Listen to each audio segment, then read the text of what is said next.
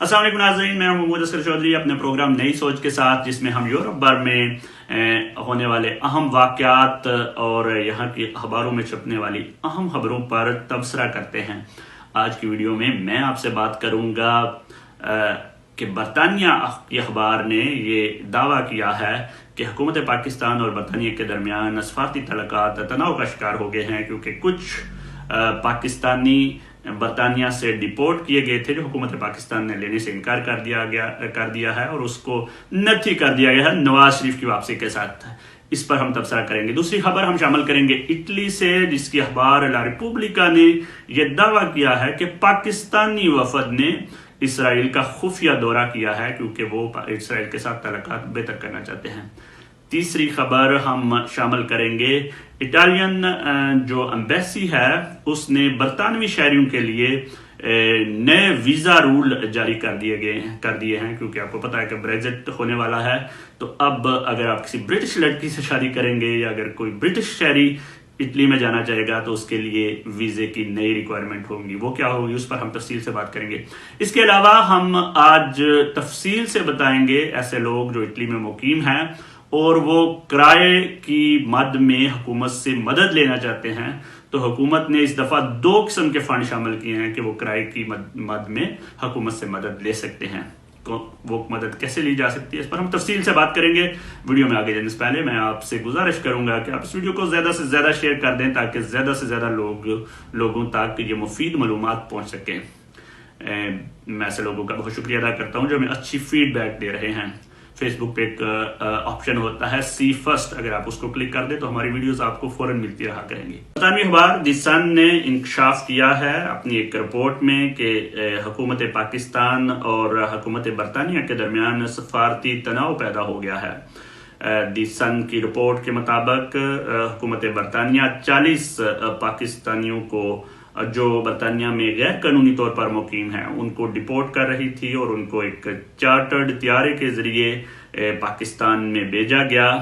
अखबार का दावा है कि हुकूमत बरतानिया ने 3 लाख पाउंड का खर्चा किया था और उनको पाकिस्तान भेजा गया 20 अक्टूबर को, लेकिन हुकूमत पाकिस्तान ने उन 40 तारकीन वतन पाकिस्तानियों को लेने से इनकार कर दिया। अखबार ने दावा किया है कि हुकूमत पाकिस्तान का ये मौक़िफ़ था कि हम उतनी देर तक कोई भी गैर कानूनी तारकीन वतन को अपने मुल्क में लैंड करने की इजाज़त नहीं देंगे जब तक आप नवाज शरीफ को जो साबिक़ वज़ीर आज़म हैं उनको वापस नहीं भेजते। द सन ने अपनी रिपोर्ट में लिखा है कि वज़ीर आज़म के वज़ीर मुशीर बराए दाखिला शहजाद अकबर ने बरतानिया की होम सेक्रेटरी प्रीति पटेल को खत लिखा था, जिसमें नवाज शरीफ की वापसी का मुतालबा किया था। इस दौरान कुछ अरसा खामोशी रही, लेकिन अब ये जो रिपोर्ट है इसके तहत ये एक बड़ा सफारती तनाव पैदा हो गया, क्योंकि 39 तारकीन वतन पाकिस्तानियों को वापस डिटेंशन सेंटर भेज दिया गया है। यह खबर कितनी क्रेडिबल है, इस पर कितना भरोसा किया जा सकता है, इस हवाले से किसी भी पाकिस्तानी अखबार ने हुकूमत का मौक़िफ़ नहीं छापा। हुकूमत पाकिस्तान की जानब से इस किस्म का कोई मौक़िफ़ अभी तक खबरों में नहीं आया। लेकिन दूसरी जानब अगर देखा जाए तो तारकीन वतन शहरियों के लिए जो कि बरतानिया में इस वक्त मौजूद हैं, अगर ये रिपोर्ट ठीक है तो उनके लिए तो एक अच्छी खबर है कि कल को उनको बरतानिया अगर डिपोर्ट करेगा भी तो जितनी देर तक नवाज शरीफ इधर मौजूद है हुकूमत पाकिस्तान उनको कबूल नहीं करेगी। इटली की अखबार ला रिपब्लिका, जो कि सफ़े अव्वल की अखबार समझी जाती है, अपनी सर्कुलेशन की लिहाज से नेशनल लेवल की अखबार है, उनकी कल की यानी कि 16 दिसंबर की अशात में उन्होंने ये दावा किया है एक इसराइली अखबार की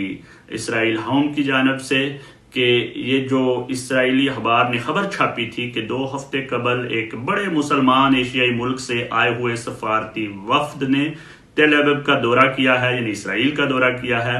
अखबार ने अपनी हेडिंग लगाई है कि ये वफद पाकिस्तानी था। पाकिस्तान से गया हुआ वफद इसराइल के साथ सफारती तल्लुकात को बेहतर करने की कोशिश के लिए गया था। इतालवी अखबार ने पूरी डिटेल छापी है कि किस तरह मोहम्मद बिन सुलेमान जो है वो जोर लगा रहे हैं مسلمان ممالک پر کہ وہ اسرائیل سے تعلقات بہتر کریں۔ اخبار نے یہ بھی کہا کہ اس سے پہلے سوڈان، بحرین، متحدہ عرب امارات اور مراکش جو ہیں وہ اسرائیل کو تسلیم کر چکے ہیں، تو اسی لیے پاکستان پر بھی اس حوالے سے کافی دباؤ ہے۔ اس سلسلے میں حکومت پاکستان کا گزشتہ دنوں موقف آیا تھا جو بڑا واضح موقف تھا کہ ہم اتنی دیر تک اسرائیل کو تسلیم نہیں کریں گے جتنی دیر تک جو فلسطین کا معاملات جو ہیں وہ حل نہیں ہوتے ہیں۔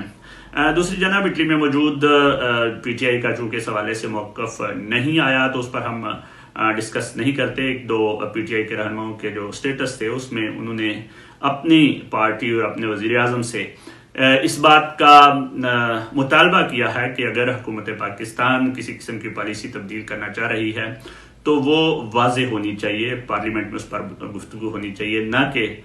جو اس طرح کے جو ہمیں واقعات یورپی اخبارات سے ملیں تاکہ وہ ہمارے لیے بھی باعث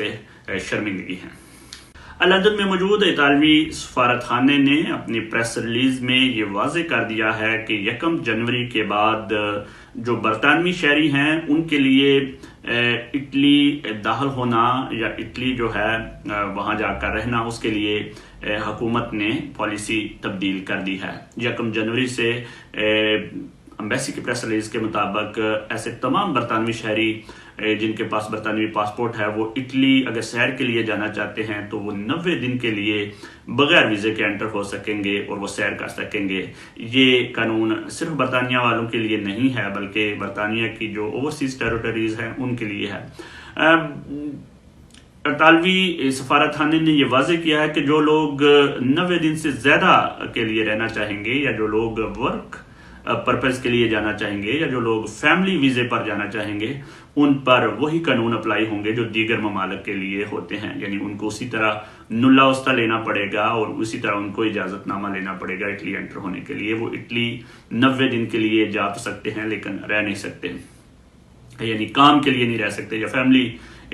پیریڈ کے اس سے زیادہ پیریڈ کے لیے نہیں رہ سکتے۔ یہ جو 90 دن کی چھوٹ ہے یہ تمام British national overseas, British overseas territories کے جو سٹیزن ہیں جیسے Anguilla, Bermuda, Gibraltar, island, Falkland island, South Georgia island, South Sandwich island, Saint Helena اور دیگر جو ٹیریٹریز ہیں ان پر بھی اسی طرح ہوگا۔ اسی طرح جو برٹش اوورسیز سٹیزن ہیں اور جو برٹش پروٹیکٹڈ پرسنز ہیں اور برٹش سبجیکٹس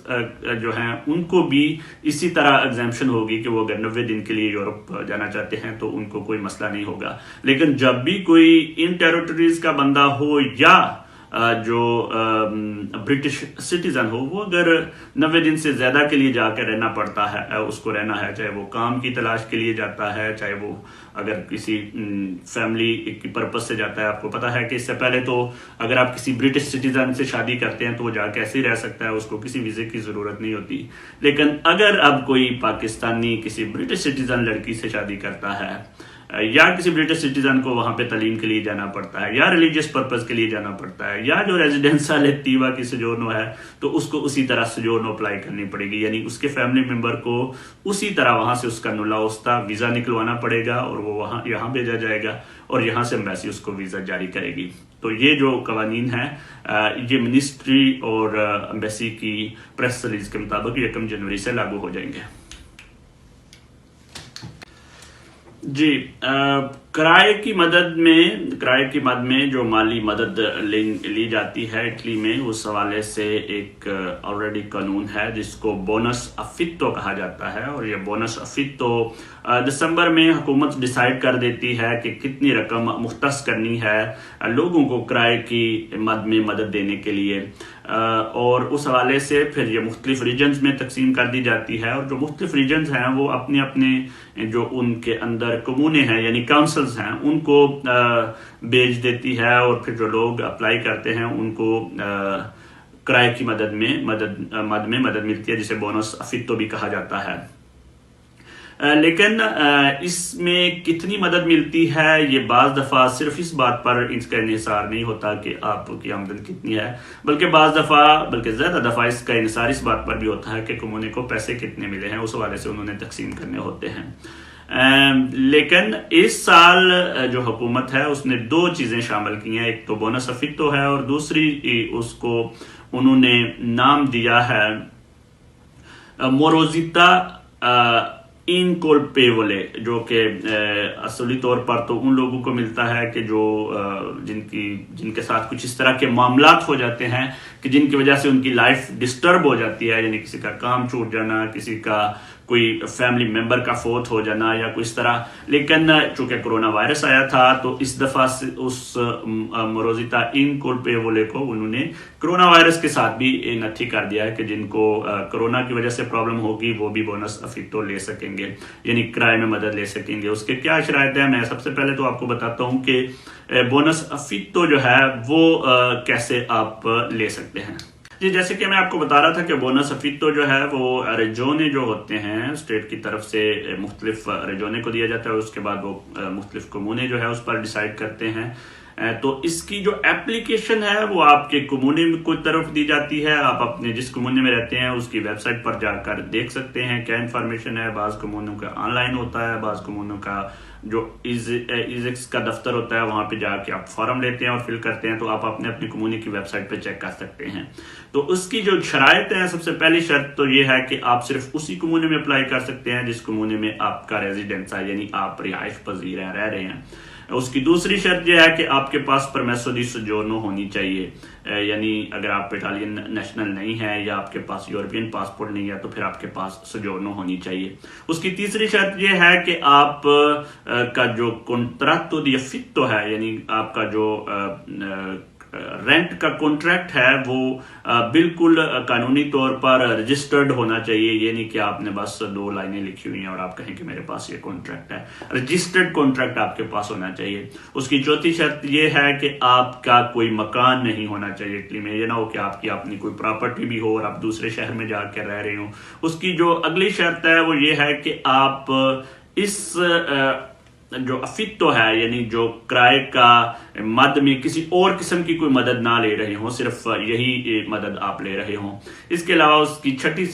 جو شرط ہے وہ بڑی امپورٹنٹ ہے کہ آپ کا جو موڈیلو ایزے بنتا ہے، آپ کو پتا ہے کہ اٹلی میں ایک فارم بنتا ہے جس میں آپ کی ساری فیملی کے حساب سے آپ کی انکم وغیرہ ہوتی ہے، وہ ایک سرٹن لیمٹ سے زیادہ نہیں ہونی چاہیے. تو آپ اپنے کمونے کی ویب سائٹ پہ جا کے کنسلٹ کریں اور آپ دیکھیں، اگر آپ کا رائٹ بنتا ہے تو ضرور کمونے سے اس کی مدد حاصل کریں. اب میں آپ کو بتاتا ہوں کہ موروزیتا انکولپیبلے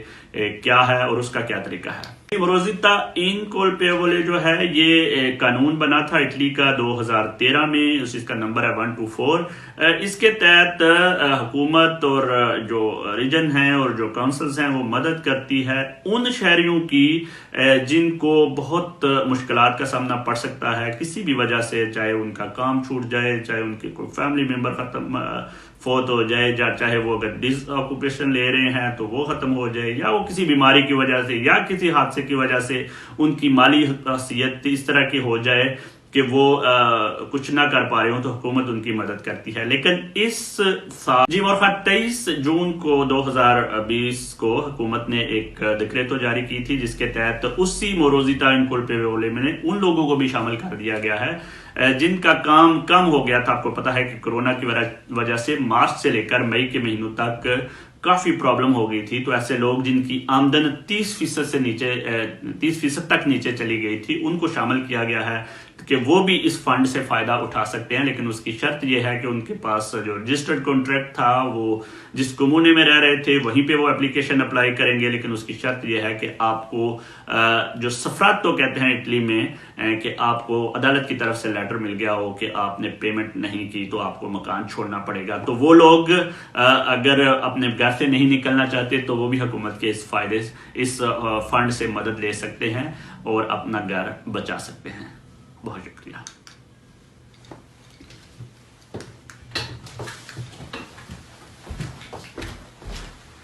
جی مورخہ 23 جون کو 2020 کو حکومت نے ایک ڈکریتو جاری کی تھی جس کے تحت اسی موروزیتا انکولپیبل میں ان لوگوں کو بھی شامل کر دیا گیا ہے جن کا کام کم ہو گیا تھا. آپ کو پتا ہے کہ کورونا کی وجہ سے مارچ سے لے کر مئی کے مہینوں تک کافی پرابلم ہو گئی تھی. تو ایسے لوگ جن کی آمدن 30% تک نیچے چلی گئی تھی ان کو شامل کیا گیا ہے کہ وہ بھی اس فنڈ سے فائدہ اٹھا سکتے ہیں. لیکن اس کی شرط یہ ہے کہ ان کے پاس جو رجسٹرڈ کانٹریکٹ تھا وہ جس کمونے میں رہ رہے تھے وہیں پہ وہ اپلیکیشن اپلائی کریں گے. لیکن اس کی شرط یہ ہے کہ آپ کو جو سفراتو کہتے ہیں اٹلی میں کہ آپ کو عدالت کی طرف سے لیٹر مل گیا ہو کہ آپ نے پیمنٹ نہیں کی تو آپ کو مکان چھوڑنا پڑے گا. تو وہ لوگ اگر اپنے گھر سے نہیں نکلنا چاہتے تو وہ بھی حکومت کے اس فنڈ سے مدد لے سکتے ہیں اور اپنا گھر بچا سکتے ہیں. بہت شکریہ.